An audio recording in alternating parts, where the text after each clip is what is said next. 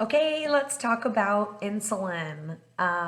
So if you didn't catch my other video about why the ketogenic and carnivore diet science works, it's all based around insulin. So let's talk about why insulin is so important.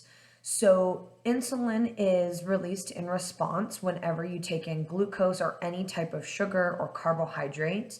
It can be released in really high amounts of protein, but in a lesser degree. But it's really spiked in response to carbohydrates. So, what happens is that when you take in carbohydrates, your body releases insulin so that glucose can come from the blood into the tissues. So, it actually sets up a one-way valve. Insulin from blood, glucose from blood goes into the tissues.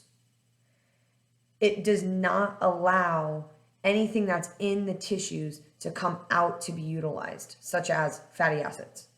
So when you are spiking your insulin, you raise that blood glucose, and then insulin takes the blood glucose from your blood into the tissues to be stored. You cannot utilize what's in your tissues for energy. And that is why every time you have an insulin spike, you're actually preventing weight loss.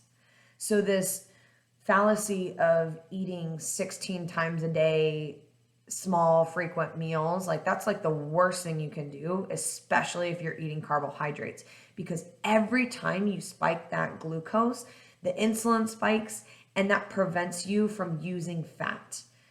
That's the long and the short of it. So there it is.